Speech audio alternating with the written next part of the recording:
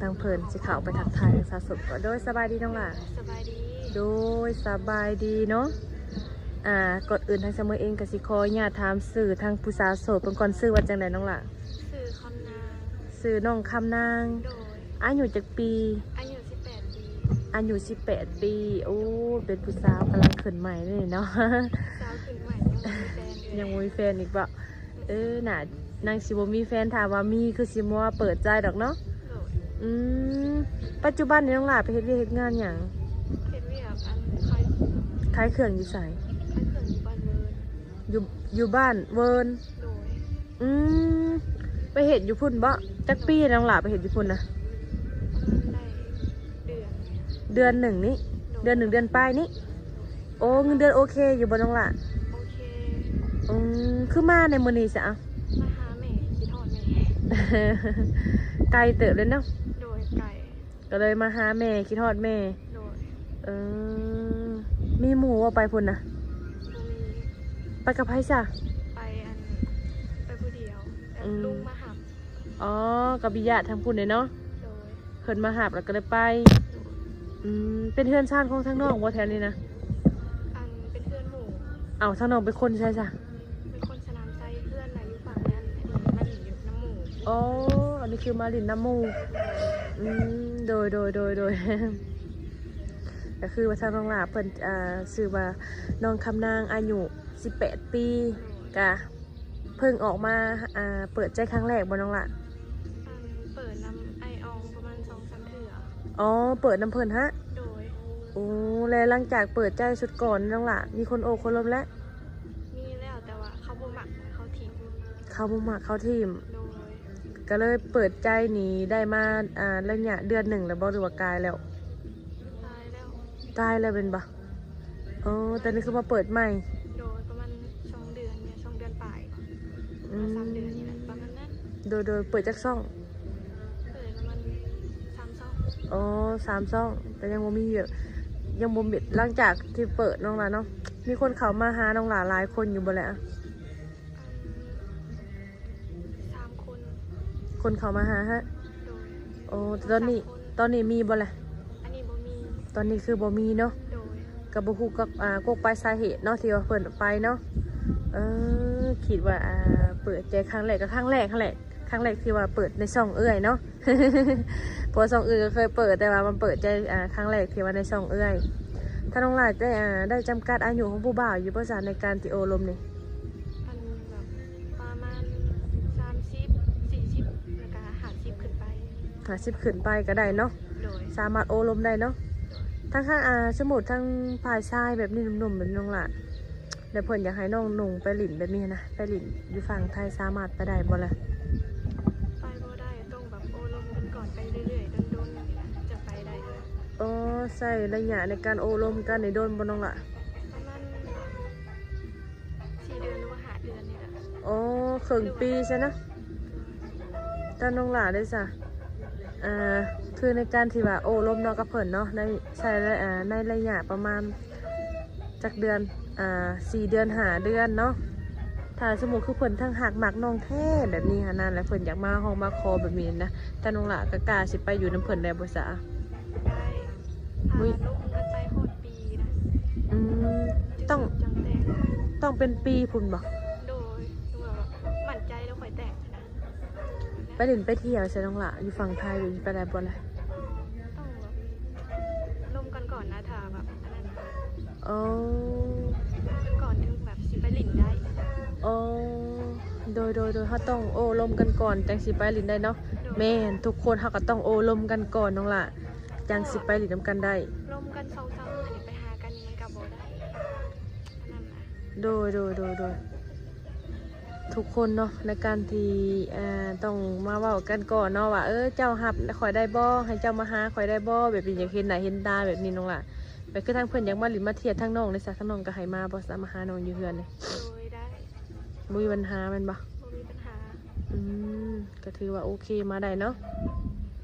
จะเป็นหนุ่มทางใดน้องล่ะได้แรงไหวอยู่บ่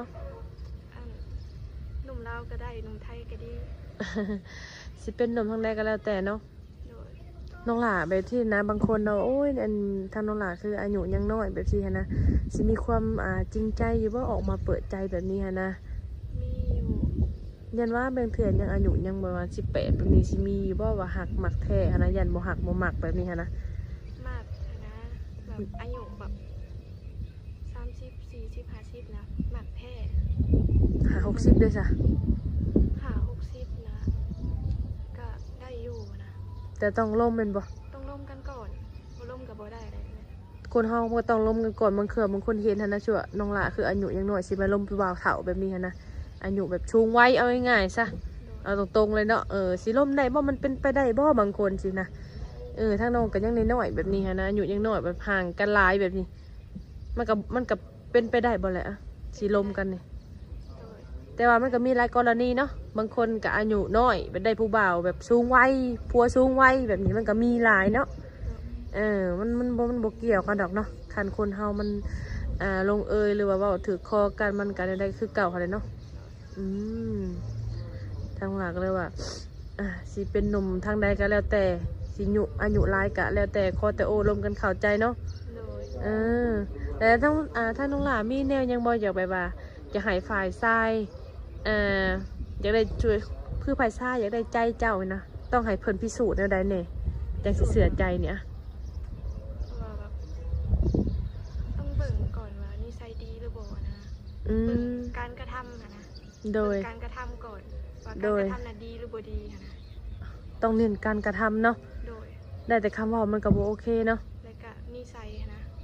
อืม นิสัยคำบอกคำจา โดยแม่น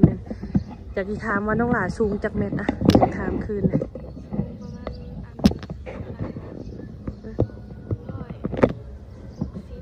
มาณประมาณ 160เท่าไหร่ก็ 16ตัว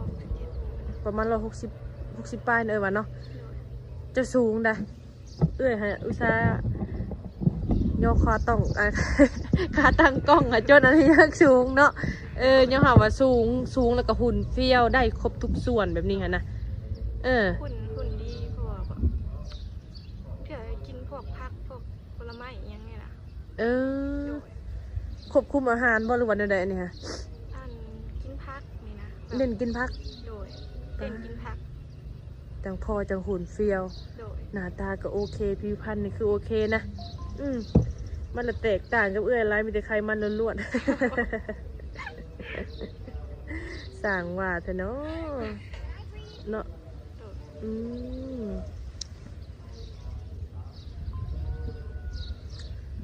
ถ้าน้องหลานมีแผนสิไปทางไหนบ่มื้อนี้ ก็ได้ไปใส่มาอันมาดินน้ำหมูเนี่ย มื้อนี้นะ โดย บ่ได้ ถามหมูอีก2 คนมา สิพากันวางแผนสิไปทางไหนซะ มื้อนี้ มาดินอยู่นี่แหละ ลินอยู่นี่เนาะแล้วมื้อได้สิกลับไปเฮ็ดเวียกซะน้องล่ะ อันต้องเห็ดหน้านะต้องถ่ายเห็ดหน้านะ เฮ็ดหน้า โดยเห็ดหน้า2 ถุง เฮ็ดหน้าแซงนี่ บ่ เอาจะเฮ็ดเวียกอันบนเจ้าเฮ็ดนี่นะน้องล่ะ อันบ่ได้ไปแล้วนะ บ่ได้ไปแล้ว โดยต้อง คือ เห็ดหน้า คือไปแล้ว ไปแล้วแล้วก็มา ไปแล้วก็มาแล้วก็บ่ได้ไปอีก บ่ได้ไป อืม น้าเปล่ากะอันนั้นไปเฮียนอยู่เวียงพวกเฮียนพวกตำรวจประมาณนั้นแหละว่ะ อืม นาย10หรือว่าประมาณนั้นแหละมั้ง ก็เลยบ่ได้ไป คนทำหน้ามันหน่อยนะ เออ แต่เก่านะ10ปลายคนนะเดี๋ยวนี้ก็5-6 คนประมาณนั้นเลยตัวคนบ่ร้ายเลยเนี่ยปีเนี้ย เฮ็ดหน้า โดย ปีสิมานี่บ่ โดย คือสิมาเฮ็ดไวแท้น้องล่ะตอนนี้หาก็ยังเรือนชามอยู่เพื่อสิฮอดบ่อยากไปหาเงินทางอื่นอีกบ่ หมอนำมาเห็ดหน้าดีกว่านะ จะเฮ็ดหน้า โดย หลักๆเลยคือมักในการเฮ็ดหน้า โดย ถ้ามักผู้บ่าวได้จ้ะผู้บ่าวนี่ก็ต้องเป็นคนชาวสวนตินี่เนาะ ได้เบิร์ด ได้เบิดเนาะ ได้เบิร์ดถ่ายดำนาถ่ายนาเป็น สิเป็นผู้บ่าวนี่ต้องอายุผู้บ่าวนี่ประมาณ40ลงมาน้องล่ะ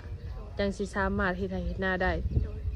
ถ้าอายุหลายนี่เฮ็ดบ่ได้เด้ไปไทยนาบ่เป็นเด้ถ้าน้องล่ะเฮ็ดหน้าทุกๆปีต้องเฮ็ดหน้าแม่นบ่ โดยต้องเห็ดหน้า